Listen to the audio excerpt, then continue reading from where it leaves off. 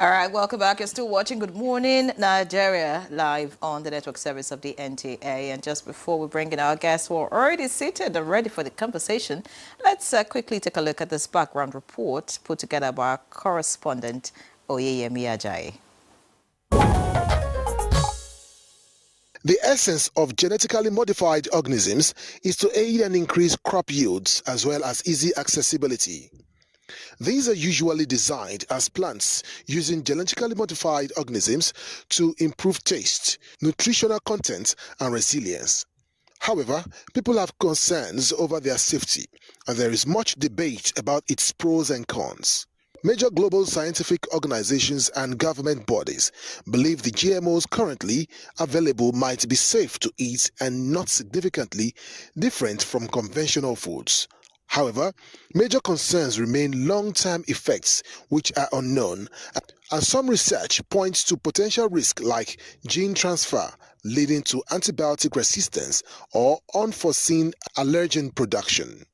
No doubt, GMOs can increase agricultural yields and efficiency, helping to meet the food demands of a growing global population. Some are even designed to resist pests or herbicides, potentially reducing the need for chemical pesticides and lowering the land footprint of farming. Other facts point to some that are engineered to have enhanced nutritional value, like soya beans with healthier oils to combat deficiencies or unhealthy fat intake. However, experts say potential risk and concerns cannot be downplayed, as some say that transferring genes from one organism to the other could create new allergens, aside antibiotic resistance. Another issue is that some eventually exhibit genes that could transfer bacteria, leading to antibiotic resistant pathogens. Others could as well alter the plant's own proteins or metabolites, potentially leading to unexpected toxins or changes in nutritional value. In some quarters, they argue that GMO foods may have an enhanced flavor compared to non-GMO foods. However, certain genes in GMO foods may also help increase the shelf life of foods, again decreasing food waste.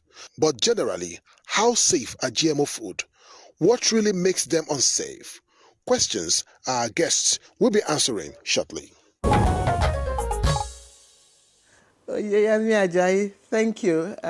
Well, I don't know if the questions that you have posed, whether the guests seated here would agree with you. Maybe they probably would have wanted you to, change acts, the other way around. But let me start the conversation by introducing our guests who are seated here in the studio. We have of course, a 7 DG and a past, a former Director General. So let me start with Professor Abdullahi Mustafa, who is the 7 DG, Director General, CEO of National Biotechnology Research and Development Agency. Thank you very much for joining us again. It's a pleasure to see you. And that's your smile. It's saying a lot.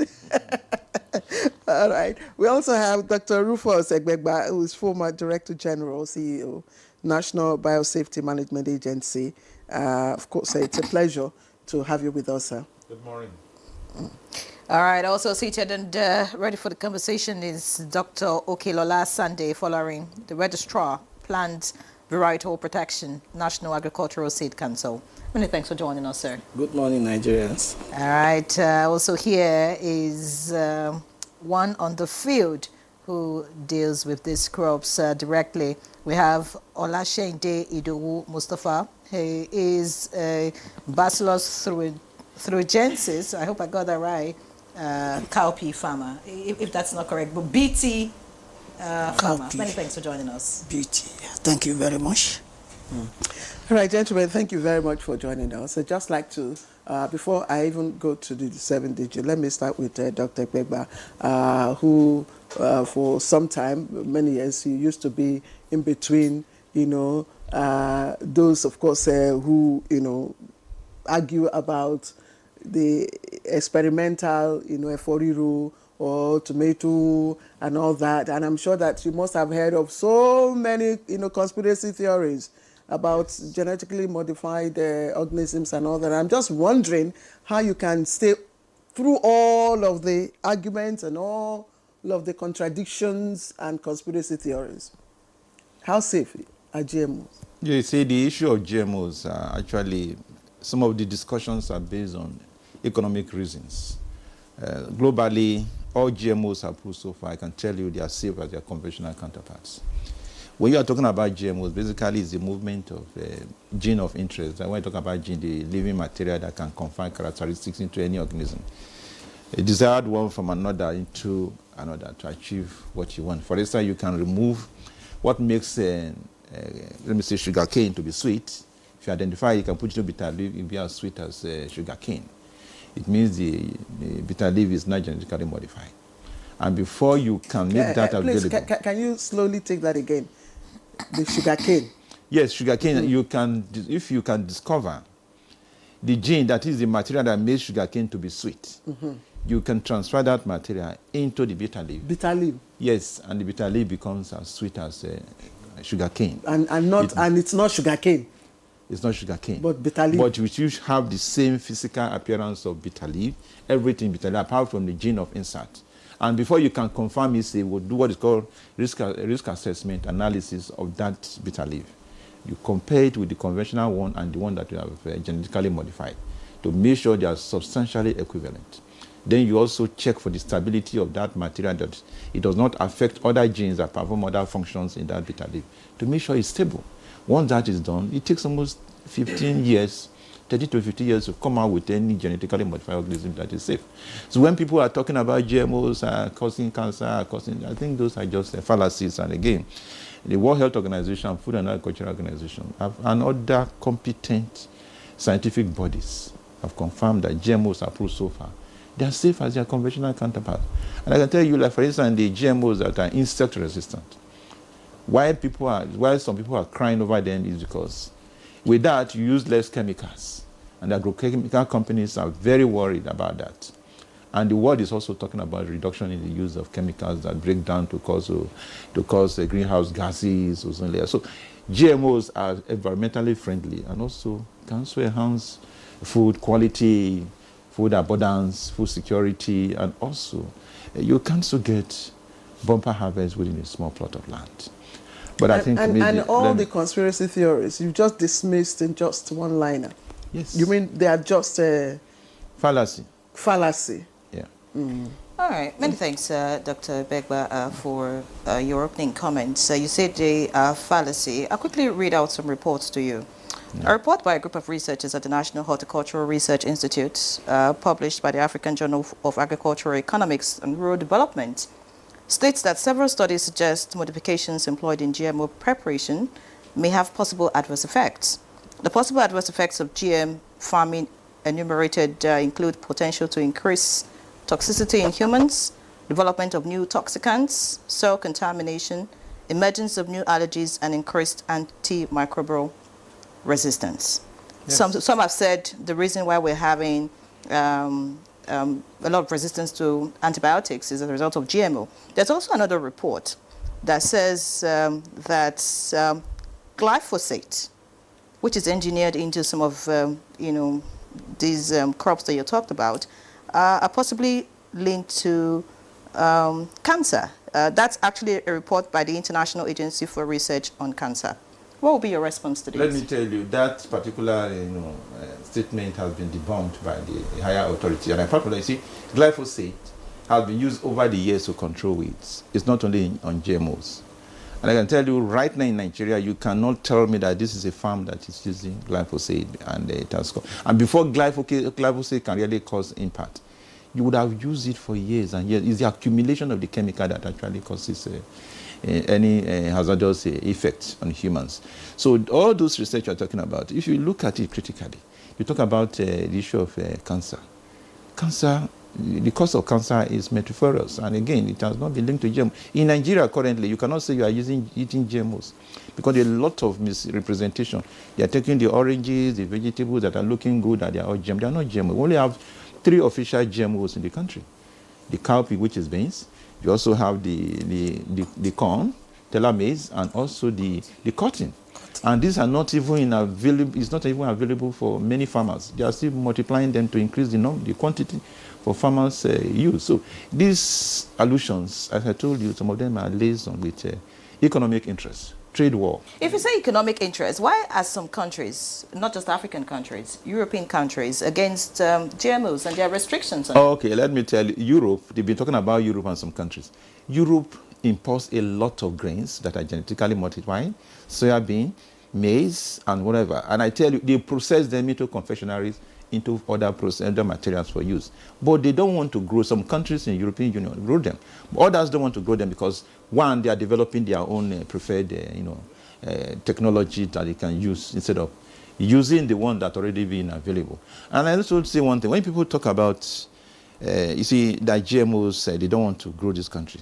It's for economic reasons, national interest, not necessarily because they are not safe. That's one thing people should understand. And in America, cowpea, in America, the soybean, almost 90% is genetically modified. Then also maize, 75% or more is also genetically modified. And these are exported all over the world for production of feed, production of food, and other countries that need them. And I also tell you one thing. In Nigeria, genetically modified corn is abundant. A lot has been imported. When I was in office, I know I granted approval for about 1,100 metric tons of genetically modified to modify maize to augment the Nigerian maize which we have in the country for feed meal production, which is not enough. Yes, I like to put you on hold, sir. Thank you for bringing in that, Dr. Gugba. Yeah. Let's bring in the DG, Professor Mustafa. He has just talked about maize, and honestly, I enjoy, buying my maize, whether dry season, wet season, at any time, especially along I call it MNK, district. That's Marabanyanya Karu district. It's always available. But Nigerians we love our food right from the soil to the pot. Now we're being told that, okay, science will help us to make our maize. Well, science is helping us to make our maize smarter, more available, more resistant, our yams bigger, tomatoes bigger. I just like for you, before we even look at all the, critique and insinuations and all that, let's look at what really happens in the process of GMO modification. Can you break it down for us so that we understand it properly? Well, you may call it GMO, or you may call it genetically engineered crops. It's a process whereby you have what is called gene. Gene is the lifeline of each and every organism. And in that lifeline, there are different characters in that lifeline. So what he mentioned something, but it's very short. What you need to do if you are going to do engineering is to look at that lifeline. Which character is needed in this particular gene that is in one variety that is lacking in another variety.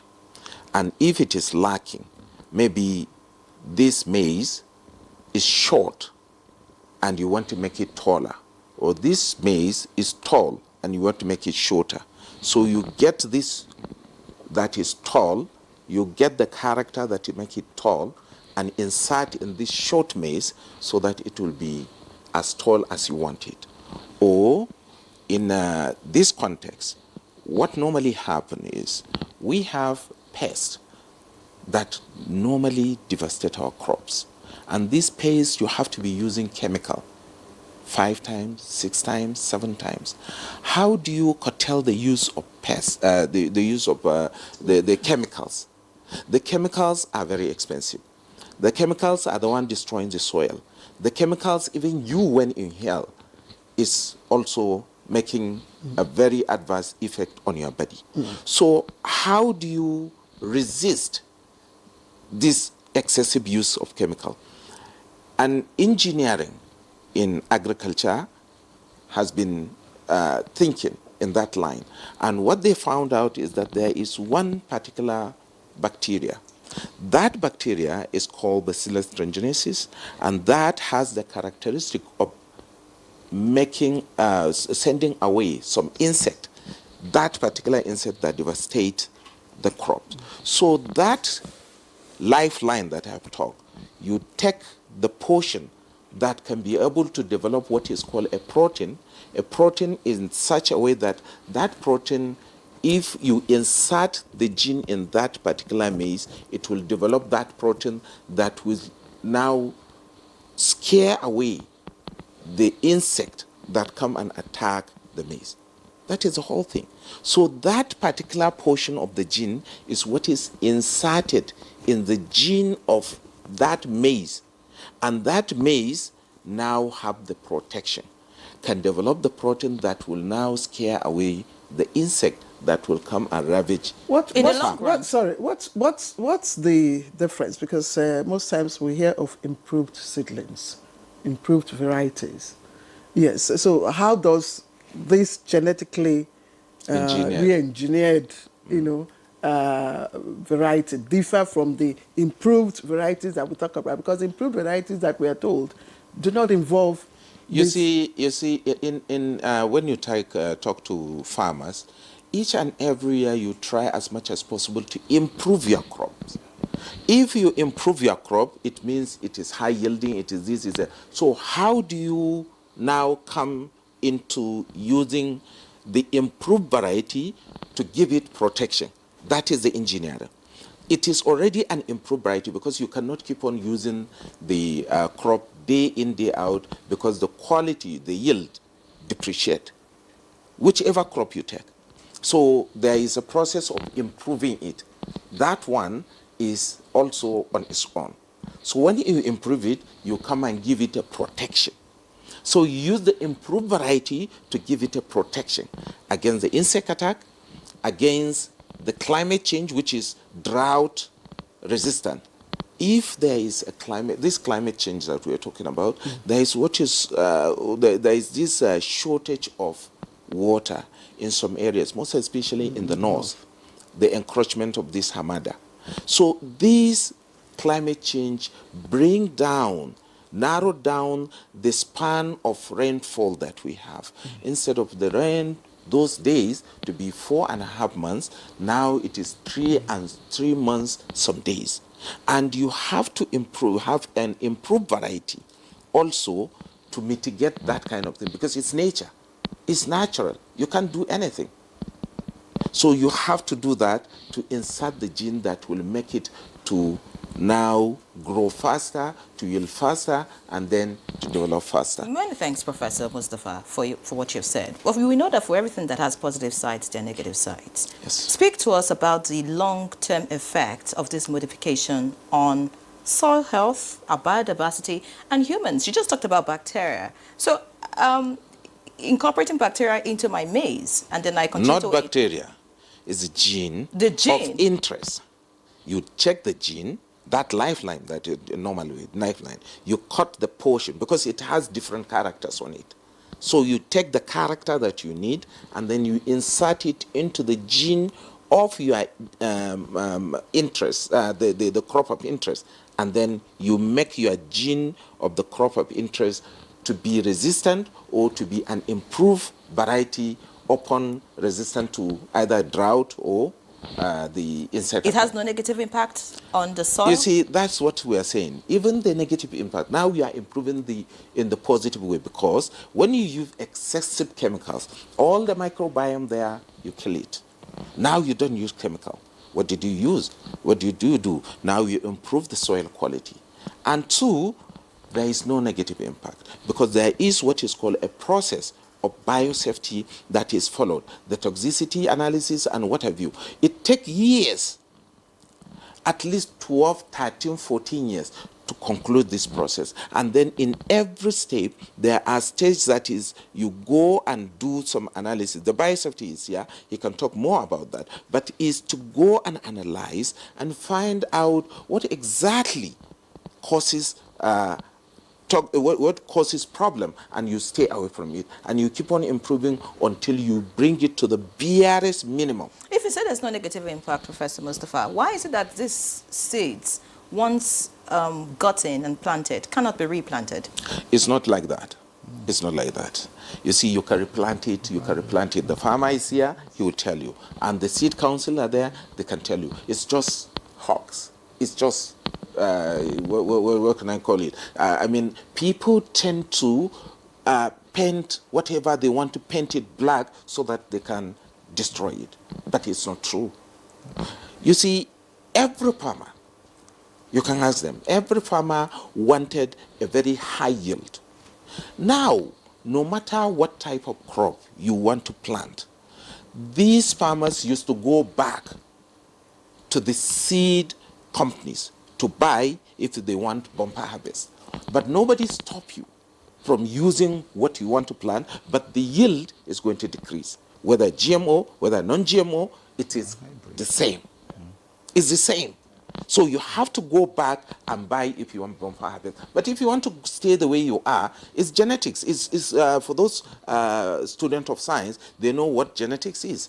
The moment you start your genetics, this is 100%. The moment you cross them, they become 75, 50, 50. Then you cross them again, they become 50, 25, 25. They keep on reducing. All right, Prof, thank you. The yield keep on reducing.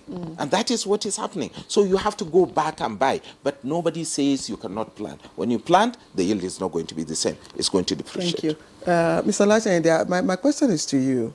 And I'm just wondering that, every farmer, including Yerin and I, because I know that behind Yerin's house, she has a small, farm. And it is, our joy whenever we go there, we harvest whatever we have planted, and we see it very robust and fresh, not eaten by insects and all that. Now, if you inject an external stimuli into something, that particular thing ceases to be the original. It mutates, it changes, and it goes round in its composition. Isn't that correct? It's not correct. It's correct because well, if this is no, scientist. Excuse me. no, This is no, not a just scientist, no, it's a just farmer. I'm not. No, I know, no. I am the presenter, and okay. I know what I'm asking. Assuming this is a carrot, and then you inject something else from this into this thing, it ceases to be the natural carrot. It assumes a new composition, isn't it? Now, as a farmer, when you were first told that you had GMO beans, what was your first impression? How did you feel? With my experience in farming, and How many years have you been farming? over 30 years. Okay. When did you start using GMOs? With National Biotechnology, I started with them about 7-8 years ago, and I've been benefiting immensely. What was the first reaction? My first reaction, as a Nigerian or as a human being, you'll be apathy. But when you are educated, just like a UNTA, as you educate us, inform us, and entertain us, it's not everything that we take in. So when they brought it, we are first skeptical. But when we tried it, we see the tremendous benefits. Why were you skeptical? I'm sorry to interject. No, you have to be skeptical. It's just like what happened to all generational scientific breakthrough. In the 70s, when fertilizers were introduced, farmers were told not to use it. Farmers were told to reject it. That is campaign of calumny by people who are I don't know, whose business may be affected. And that is what is happening. The chemical companies, you made a question that time, their parent companies are in Europe and other Western world. So they have to protect them.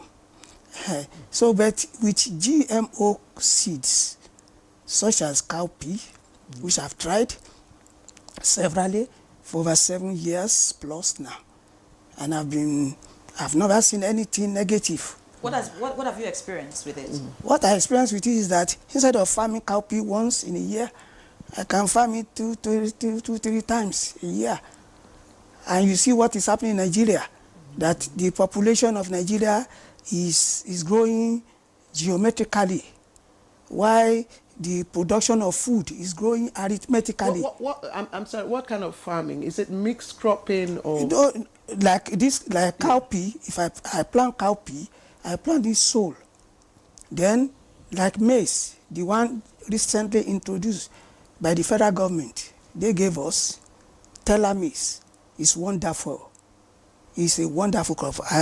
When we finish, I will download the one I recorded on my farm from my phone. You see some carrying seven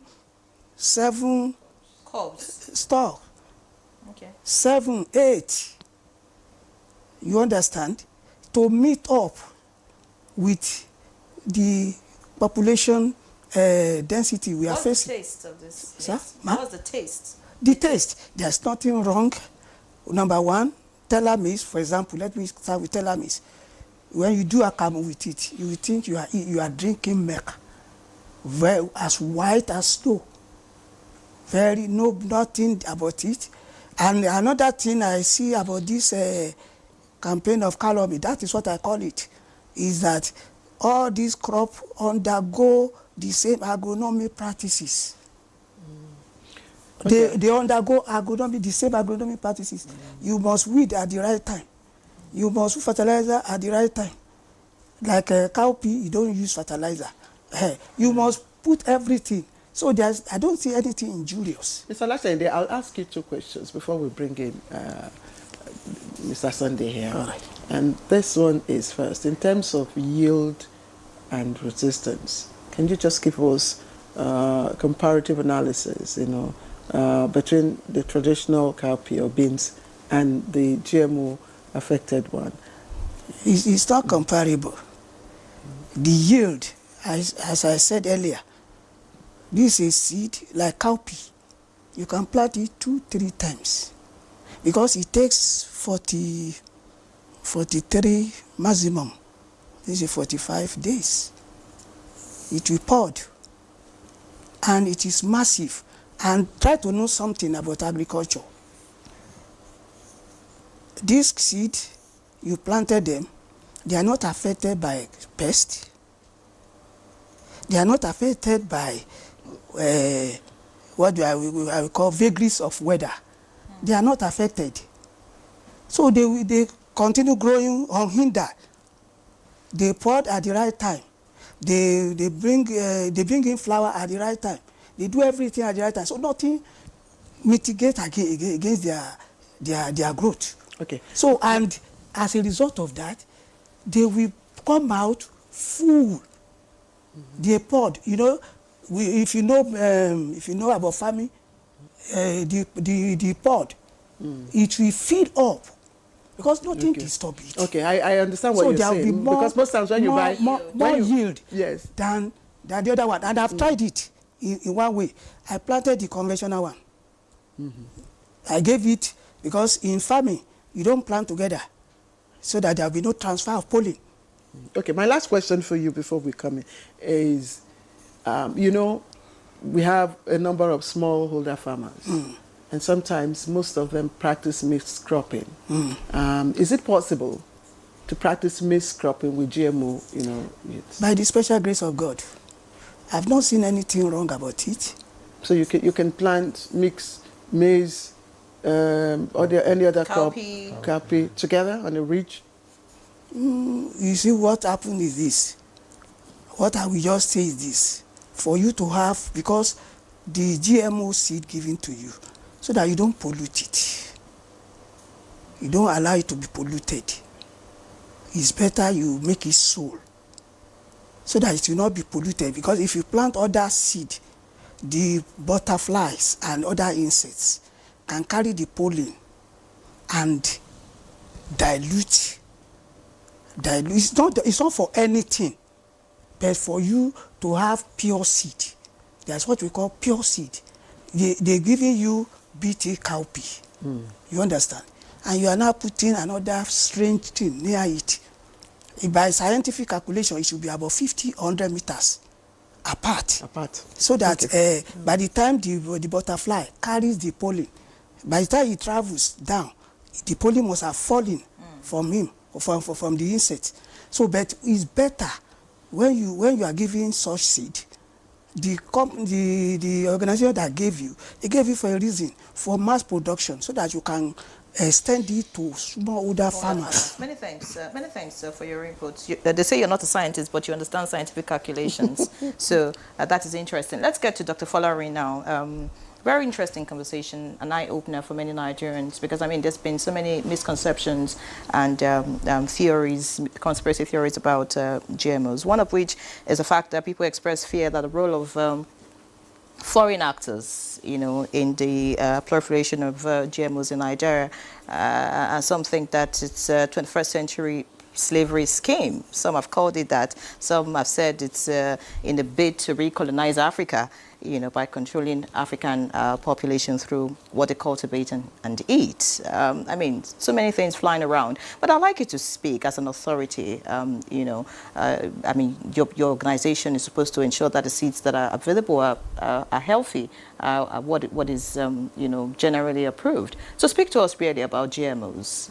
Okay, thank you very much. And I think thank you for this very important question. And coming from the standpoint of the National Agricultural Seed Council, which is the regulatory agency for the seeds space in Nigeria, I must tell you that as of today, we have over 640-something registered seed companies in Nigeria. And basically in Nigeria is only where you find almost 90% of registered companies being indigenous companies, owned by Nigerians, managed by Nigerians, and, you know, everything done by Nigeria. Even in our neighboring African countries, talk of South Africa, talk of East Africa. So these seeds are not imported? These seeds are not imported. And by way of our own mandate, we try to say anything that we do in Nigeria must be homegrown. And I think confidently I can say the BT crops that we have introduced in Nigeria so far are homegrown. You know, we ensure that it is done by our researchers. We know what they are doing. We don't want to, Nigeria, by way of our Seed Act, we don't want to import, you know, technologies. Nigeria don't condone the massive importation of commercial quantities of seeds. So even if any foreign company is interested in doing business in Nigeria, by the Seed Act, you must be able to show us you are going to do your production in Nigeria. So as much as possible, what we do in the Seed Council is to look at everything that will enable everybody to be able to play, you know, in the global seed trade. We have it in Nigeria. So we don't want somebody to give us excuse for saying, I can't do business in Nigeria because this is not available. One of what, you know, scare people and lead to requests for importation of genetics, superior genetics, better than our own genetics is, you know, intellectual property protection. And Nigeria, we have made sure that all our rules meet these international best practices. I will tell you, a lot of multinational companies have tried business in Nigeria, and over the years, they end up, you know, even leaving the space for our indigenous companies to take over. So as far as we are concerned, we don't condone production of seeds imported and dumped on us. No. We want those things to be produced, developed. We want it to be research managed in Nigeria. Do we have local patent on some of these seeds? In other words, farmers like Mr. Olashen, do they have to depend on, you know, companies or whatever for seeds? Now, when you talk of dependence, and I think that was what Mr. Olasende was trying to say, there is the issue of quality and standards in seeds. So when you take seeds, and I talk about seeds coming from even nature and God, God is the first breeder and seed scientist. And from, Genesis, the Bible talk of seed time and harvest time. It never sees it. So seed production is something you have to continuously guide. And that is where we talk of evolution. Now we don't have dinosaurs. We don't have some type of animals or even plants that we used to know in the beginning. Because there was no seed management, there was no quality management, there was no maintenance breeding. And that is all that we are talking about here. There are various tools, used by the scientists, the breeder, to develop varieties. There is what the DG had mentioned, conventional ways, where even in human beings, you talk of conventional ways of reproduction, mating, man and woman coming together. But when a man and woman cannot give birth, science had evolved to say we can do artificial insemination to help those families to give birth. And that is everything that happens in the human space is what is happening in the plant space. I'm still asking if we have patent for these seeds, or do farmers have to buy, depend on foreign companies to buy these seeds if after the fourth, farming, so do you have to go back to the company to buy other seeds? So there are two things in your question. I sit now as the registrar of the Plant Variety Protection Office in Nigeria. And why did we bring plant variety protection? It's because before now there was no form of intellectual property that you call patent in the plant space. And we see that that was a gap where our breeders, our companies are not investing in, research. And we said, okay, for that, let's create the Plant Variety Protection Office so that our indigenous companies can also protect their intellectual, work. So that is patent when you talk of patent. But when you talk of, must a farmer go back to a company to buy seeds? That is an issue of quality. And let me talk that in the seed space, we have different levels of seed. We have what we call the land races. Those are, things that grow naturally. Nobody does their seed production. Those, you get them in the wild. So we have wild relatives, we have land races. We have what we call farmer-safe seeds. That is, the farmer himself can save the seeds. There are those that guide that. Then we have the certified seed, that you are calling improved seeds. We have those categories of seed. And now with the introduction of the plant variety protection, we have the certified protected varieties. So all these seeds are choices that farmer has. You know why I asked? Yes. Because natural, foods, natural crops. Yeah.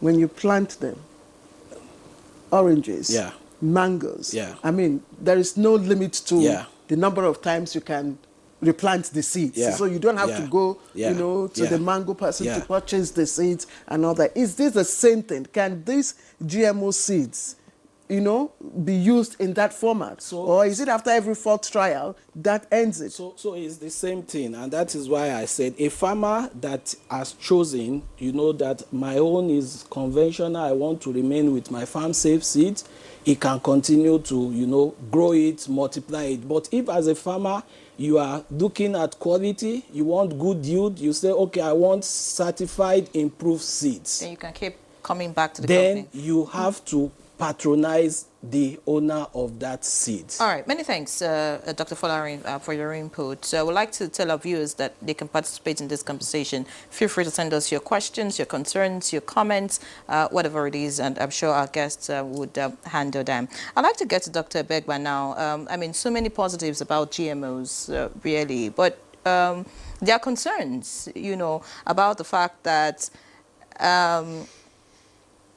these GMOs, these superfoods, could later, bring a problem of superweeds in the future. We could also have pests becoming resistant to GMO. We can also begin to see that instead of the pesticides, which we're claiming we're not using at the moment, we're now moving to other chemicals. Some think it's just a shift from pesticides to other kinds of chemicals. Do you agree? You see the issue of talking about superweeds. Superweeds, invasiveness of organisms that are genetically modified are some of the things biosafety regulates against. Any GMO that will become a superweed is not allowed. Any GMO that will become invasive, become dominant and displacing other living plants are not allowed. That is what biosafety ensures, they don't happen. So at the issue of whether these crops can become environmentally problematic, that is, when you talk about biosafety, you are talking about ensuring that genetically modified organisms don't have any adverse impact on biodiversity, conservation, sustainable use of biological resources, and also economic, must not have negative impact on our social cultural values. Those are the things biosafety, ensure that don't happen. So if you are thinking about biosafety, the GMOs are going to be super weeds, they're going to be invasive, they are not allowed. Those are some of the things. I don't know if I've answered your question. Since GMOs were introduced, 2001? 1996. 1996? Globally. In Nigeria? No, Nigeria GMOs actually, we approved the first one in 2018, 2019. Yes. From 2018 to 2025, this year, what research has been done on farms that these GMOs have consistently been planted? You see, after the approval for commercialization, what the National Biosafety Management Agency does is to carry out a survey, socioeconomic, particularly socioeconomic survey and environmental survey, to ask, there are forms that are designed to ask farmers, are you getting the benefits that these GMOs are promised? Are you experiencing anything new? A lot of things, questions are asked. Also, are you getting more income? Are you spending more and getting less? Or you are getting more? These are things, data that are collected over time. And so far, what the National Biosafety Management Agency has observed that these GMOs have given the desired results, and they have never caused any harm to the environment. All right, let me ask Prof. I know that, this is your baby. And yes, GMO, crops, you say gives us more food, it makes it cheaper, better quality, secures our food security. There's so many, good reasons why Nigerians must, accept GMO. But I will have to ask you, do you think that Nigerians should not worry about GMO foods? And what are the safety measures that biosafety is taking to ensure, that international best practices, are undertaken? Well, for biosafety, he has already spoke about it. But really, Nigeria, we need an improvement in our production. Nigeria, we need any technology that will help feed over 200 million people. We have a lot of problems that do not allow us to produce sufficient food. This banditry, Boko Haram, all those areas are areas where we produce our food. And now it's not about 50% or so is not being produced as a result of this conflict. And now using technology can help us to improve the yield. Mm-hmm. Using technology can help us to now narrow down the gap that was created. Even before the gap, as a result of population, we used to import maize, we used to import beans, we used to import wheat. Yes. Mm-hmm. But now, I'm sure I have mentioned it number without times. Have you ever asked why beans is no longer short in Nigeria? Since 2018, 2019, when that beans is released, Nigeria is now sufficient in beans production, which is cowpea. So, I was going to ask you, I'm sorry, please, I know you continue with answering this question. I was going to even ask you, to at least give us an idea, the GMO foods that are now, in the country, because Nigerian and I we're talking about bananas, because we see some very succulent bananas. We're talking about tomatoes, right? Tomatoes. We're talking about apples. We're talking about, so many of these things that we see out there that don't really look real. I don't know. Especially in supermarkets. Yes, I really want to talk on that. All those things you are talking about, they are not genetically modified. They are bred through conventional means by our research institutes. The only one I told you that you can see as a commercial level is the cowpea, which it's not visible in many places. The cotton and the maize, they are just coming out. So all those bananas, watermelon, tomato, they are not GMOs. They are not GMOs. What are not they? GMOs. What are they?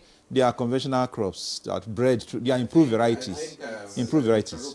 Yes. What they were trying to say is that what they are seeing in social media. Yeah. No, not social media. Not social media. Even within in the market, yes. Let me tell you, we have a Horticultural Research Institute in Ibadan. We also have another one at Vandekia for oranges and all that thing. So they are bred through conventional means of breeding. They are not genetic. When you are talking about genetically modified, when you say conventional, when you see that either through hybridization, hybrid, or tissue culture, you see the difference between GMOs and non-GMOs. GMOs are crops that have been developed that in a way that cannot happen under natural reproductive conditions. For instance, moving a gene from maybe even from orange into banana. Under normal conditions, it cannot happen under reproductive conditions. Yes. That is what makes it to be genetically modified. But if you are doing conventional breeding, it must be the same crop of the same, of the same genome compatibility, like orange to orange, mango to mango. And how did you come about this one? Budding grafting. You are saying it. It's what it means that, for instance, you can look at a particular orange has these two oranges within the same compound. This one has bigger seed. You cannot remove the pollen from that one and put into the other one, and that one will come out with similarity on the other one. That is called conventional breeding. But GMOs are more complex in production. It cannot happen under natural reproductive There's a condition. concern, Ola Shende. I want to that thing. Sorry, before you continue, I also want to tell you one thing. GMOs have not come to replace the conventional crops. Okay, fantastic. They are products of solution. When there's a problem in a particular, like for instance, the cowpea we're talking about, this insect can destroy the cowpea pod and also flowers on the feed up to 70 to even 90%. So and what it means is that this because this solution came in to solve that problem, to fight against this insect. That is why you are calling it genetically. If not, there's no way they would have done that genetic modified cowpea. Sorry, what I want to tell you. Yeah, just please. So there are no GMO foods in the markets, in the shops, in the store malls. That's what I wanted to tell you. Those only GMOs that are in Nigeria is the cowpea, maize, and cotton. Yeah, that's the only thing. There's a concern Ola Shende raised, which when he talked about when you're dealing with GMOs, you have to. There are some rules. There are some things you need to do about not planting. How educated are the farmers who are handed these seeds? Because he talked about polling, right? Like if there's a cross, I don't know. Speak about farmers. Let me talk on that. Excuse me. Okay, you see, what they were trying to say is that they want something that is called right. That is to protect the right of the technology. And you don't mix your crop. If it's corrupted, what happens? Okay. Well, there is nothing that is going to happen. The gene of that particular protection, the right that is being protected, is transferred into your crop, and then you have it for, just go and contaminate your natural variety. So it's not something that is going to be alarming, but it's reducing the quality, because if you want to maintain that line, so you have to maintain it to be pure line and to give you let me moderate so that we can take a short break quickly. Let me see. The issue of coexistence between conventional crops and genetically modified crops is one thing he's trying to talk about. If this is genetically modified maize, and you also have a farmer that is growing conventional crop, there's what we call isolation distance or time isolation. If you are a GM farmer, you are the one you can plant maybe a month before time, so that the pollen will not, arise before the other one comes in. So do you educate the farmers properly? Yes. Please. Those are quality issues, and he's talking from the standpoint of a seed producer. not just an ordinary farmer. And in seed production, that is why the Seed Council comes in. We have minimum quality standards.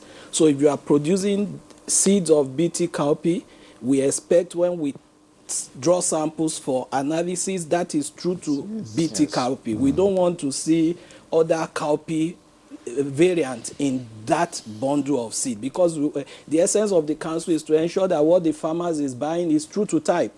So there must be that isolation, and that is what so we're assuming, Yes. assuming, because I mean nothing is, I mean anything, mistakes can happen. Yeah. Assuming there's a corruption, is that the right word? It's There's not a corrupt, it's not the right mutation word, with another kind of cowpea. Does it now pose as a risk? So it cannot sell that as seeds. It It's does not not. risk. But It can- does- but it's can no- I it's still not- consume? it's no There risk. must But be a can I still certain consume? percentage You before can you can. consume, It must be a certain but as a percentage seed before you can producer, confirm it to it be does or not Yes. meet the standard set for Okay, that please, class gentlemen, of seeds. let's just hold our thoughts. We've exceeded our break period. Please, let's pay some bills and we'll be right back. All right, welcome back to the program. You're watching Good Morning Nigeria, and we're looking at GMO foods. We have your messages. Yere, you want to start off? All right. Okay. I'll just take a few of the messages I have. This one is from Nandom Uyep from Jos. It says, to the guests in the studio, I thank you for this enlightenment. Are there long-term health effects of GMO foods? Do GMOs harm bees and butterflies? Do GMOs affect food prices? Very good question. Thank you so much for your service. God bless Nigeria. That's coming from Nandom Uyep from Jos. Another one says, how to know a healthy crop is if insects eat it. But when insects don't eat it, then why do you think it's healthy for humans? Okay. Another one says, good morning, Nigerians. The issue of GMO crops have not been handled well in Nigeria, especially sensitization and education, because there are many negative stories out there which are scary. It's good you have mentioned cancer. The ideology of birth control through the GMOs, money is exchanging hands from the international organizations, bringing in the seeds, and our own people here knowing fully the negative effects, but collect money to keep quiet and just support the views of the organizations. A lot needs to be done in sensitization and education. That's coming from Honorable Avose Hudweru Sur from Badagry. All the way. Thank you so much. Another one says, please share with us the differences between GMO and hybrid crops. Another one says, GMO crops don't have seeds. You can't replant, like the orange. There's no seed in it. Even the one that has can't be replanted. All right, I think that has been handled. It says it's well, I mean, it's talking about oranges, bananas, which has been stated here that there are no GMOs of such in the country at the moment. Another one says, good morning. Continue with the good work that you're doing. The GMO issue has raised a lot of doubts, especially within the communal level. So there's need for more sensitization through the agricultural extension scheme. Also, I planted orange tree, but the first fruit production is completely tasteless. That's not GMO. What do I do in this situation to have a tasteful fruit? That's coming from Joseph in Asaba. All right, another one says, why is it that GMO plants cannot produce seeds of its own? You have to go back to them to buy seeds for replanting for each season. I mean, just shows all the, misconception. I mean, we've been thoroughly educated. All right, Claire. Okay, I have this, and I must commend this sender, Mushingwizi, all the way from Uganda. And he says, hi, thanks for the show. Can the panelists explain why GMO fruits are made seedless? That's Mushingwizi from Uganda. Thank you. My props, sir, with due respect to you, GMO crops do not have the yield after its first generation, but our local crops do not have this yield reduction. Let's give our farmers correct information, please. And then this is, though I'm not a scientist, but I can relate these GMO crops to a human baby that has deficiency in its growth hormone and is being injected with lab-made hormones to enhance its growth. I believe that does not render it less human. So I think GMO crops are made to help fight food insecurity in the world as the world population is growing by the day and farmers are decreasing in number. This is from Perpetua Azuya. And then this other one is says, please can the elders in your studio talk more about the health hazards of the GMO I'm only hearing them talking about the output of their crops. When you go to market today to buy some of these crops like tomatoes, onions, carrots, cucumber, gingers, and garlic, and I must say they've mentioned and clarified that these are hybrid. They may be hybrid, not GMO, products. This one is from Godwin Obaji from Ebonyi State. The topic demonstrates that you are ubiquitous. Some social media has been awash with terrifying insinuation about GMO crops. You just assuage farmers' fears. The choice is optional. What is needed now is how to get it across all the states for the benefit of every farmer. Good morning, Nigeria. Good morning, everyone. Please kindly elaborate between hybrid and GMO. Did you want to start? You see, I don't want us to digress from what we're discussing, but genetically modified organism is an engineering. I've mentioned it right from the beginning, that you take a gene either from the same variety, from the same type of plant, or from different types of organism, and insert it into that gene, and that is what is making into the gene of interest, and that is what is making it a genetically engineered crop. And this hybrid is just to try to do normal conventional breeding, and this normal conventional breeding from the same variety, you now improve upon. This one has a quality of being a very strong, tall stalk, and this one have lanky, small, slim stalk of the crop of interest. And then you take the gene of that strong stalk, because probably after you wanted to feed your animals with that stalk after harvesting your crop. So there are different, they are of different level. This one is of the same variety, and then it's just a normal conventional. But this one, you enter into the laboratory and then do the engineering through the genetic transformation and make it of the quality that is needed. So the normal conventional breeding, you can even cut from one particular plant, and then you do what is called grafting, and you add it to that particular plant of interest. For example, the oranges they are talking about, and what have you, or bananas. They are breeding. So they are breeding result. These and breeding results are safe, right? Well, we are not even here to talk about the breeding issue. We are here to talk about the GMO.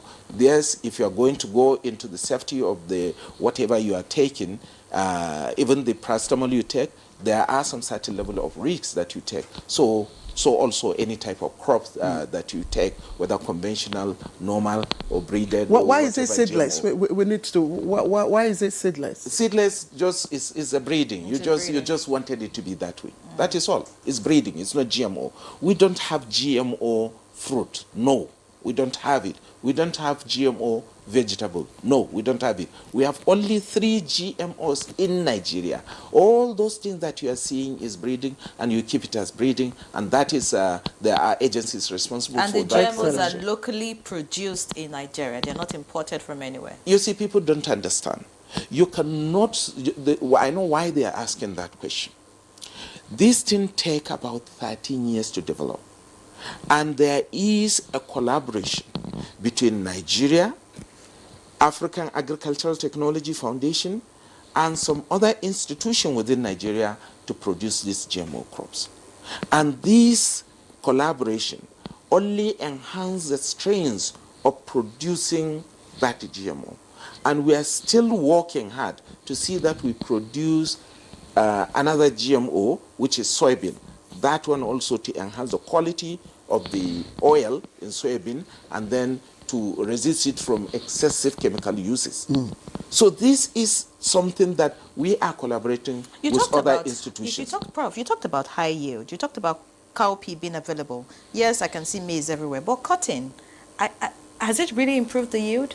You see, cotton, we do not do the engineering here. Cotton, we facilitate the importation of cotton here. You see, at times, we don't need to do everything by ourselves. This cotton is for commercial purpose, but food is for us to use, so we have to protect that. But for commercial purpose, yes, we can protect, but to a certain level. And we are trying to see that we develop our cotton as well. But cotton is being imported, and that is why people are now beginning to realize that they buy, and we have choices of cotton now to buy from. And this cotton is as a result of no industries to uptake that cotton. That is why most farmers are not even so keen to go and plant the cotton. However, so many, we are enlightening them, and they are coming gradually to see that they have produced cotton in the country. There's a question that talked about price. Does this genetically modified foods, are they more expensive? They are not more expensive compared to the output. They are not. Okay. Yes. Okay, that's fine. I just wanted you to give us practical steps that can help, farmers, so people identify GMO. Well, the genetically modified crops, if you go to buy from the seed company, they will tell you that these are GMO.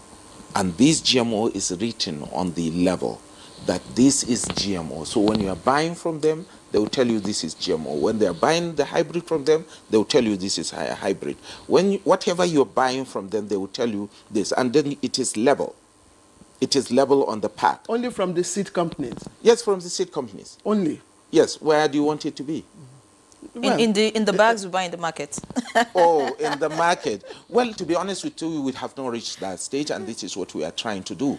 We are trying to make sure that the farmers, because we don't have organized system of farming in the country, and that is the kind of level of development that we are having in the country. We are coming up, and now we have it, so we have a problem, and then we are seeing how we can curtail the problem. We are now gathering the farmers to make sure that they do that kind of making sure that whatever they harvest, they put the labeling, and then they sell it in the market. Okay. But however, you know that even the one that you go and buy from other countries is not labeled as GMO. And when they brought it here and they mill it to sell, maybe to do the feed mill for chicken and whatever, and then you see that it's not labeled. And when they do the flour mill, it's not labeled. So we are getting that stage.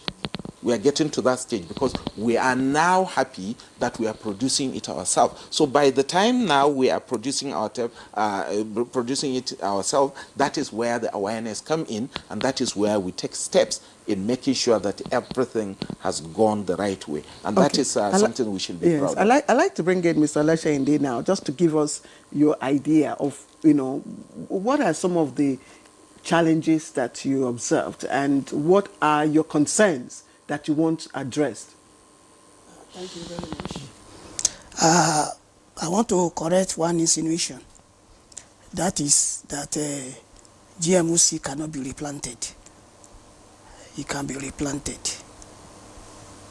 It can be replanted. When they gave me the seed, following year, I went back to them because of the pressing needs. Because even other countries come to them, because I've been there with them. Ghana will come, Kenya will come, so they are pressed. So they can't give me new seed. So you replanted? I replanted, and I got the same, because by the grace of God, it's my field. I didn't just jump into farming. And I got it. One thing is this. To every crop, even conventional, to everything crop. So far, it's just like those of women, you use rubbing blue inside water. So if you have white, if you continue dipping it, with time, it will be fading. That's just what is it. So at least 4 times minimum and maximum, you can replant, and it will give you the yield maximally. Have you experienced any difficulties so far? It's scientific breakthrough, and it's woman this thing. From my experience over the past 6-7 years now, is that if you plant in a damp place, what I mean is where it's clouded, there may be little appearance, little, not much, not statistically significant. I told you I'm from that background, so I know about agric. So you may see little aphids, little. And if you use ordinary, I've done it as a farmer. I just take a small this thing and they will be wiped away. That's the only challenge I experience. If you plant under a canopy or where it is dark, but if you plant right in the right area, you have clean bill. So what are your concerns now? What are you saying? My concern now is that, yes, my concern to them is they should intensify production. The farmers are still not knowing it. And I suggested one time that they should link up with state ADPs, agricultural development projects. They are the one very close to farmers, so that they will push this thing. Their breakthrough is excellent. Their breakthrough is very excellent. And that cowpea they develop, let me tell you something. They develop the small one, the small, very tiny one, the tiny one, which is commercially efficient for akara makers, those who fry akara. If you use the big one, you will lose the iron. Yes, if you use it to make akara, you will lose as a commercial akara maker. But if you use the one they develop, you will gain, because that one we blow, we will rise when it is in water. From what you're saying, it means you're smiling. It means you're smiling to the bank. From what you're saying. By His grace. So with this innovation, would you say that your capital, your increase, your financial standing is better than when you were? Yes, I am financially stable. I'm better. Okay. You understand? Okay, what I'm saying, we will escalate, Mr. Olasende. Thank you. We have just 3 minutes. All right. So I will just allow, Dr. Gbegba to also give his final, admonition. What are we advise Nigerians? They should try to trust government institutions. There's too much doubt in that sector, and no government will want to kill its citizens. Another thing again, when they say this, they are coming from an external body, we have the capacity. National Biotech Development and Research Agency has the capacity to produce GMOs. So other research institutes, they are not necessarily coming from abroad. And there's nobody that want to kill those who will patronize their products. So the foreign people want to say that you are bringing it to kill Nigerians. Who will buy their products? You know, you just mentioned foreign. We are told that this is donor-driven. Well, for me, what I would say is we should work together. If there are fears, let them come to the relevant agencies. We are risk managers. So if there are fears, we are researchers, let's put them to test.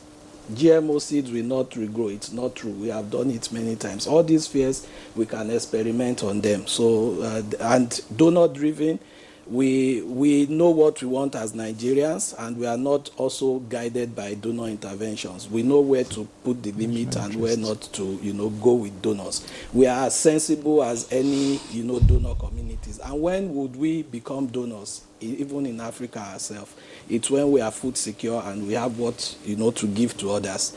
The donors are because they have sufficiency. We should also aim to get to that sufficiency, and we can become donors. All right, thank you. Many thanks, Professor Mustafa. I'd like to hear your words, Nigerians. Well, what I would like to tell Nigerians that GMO is very safe, and I would like to tell Nigerians that GMO is here to complement the deficit.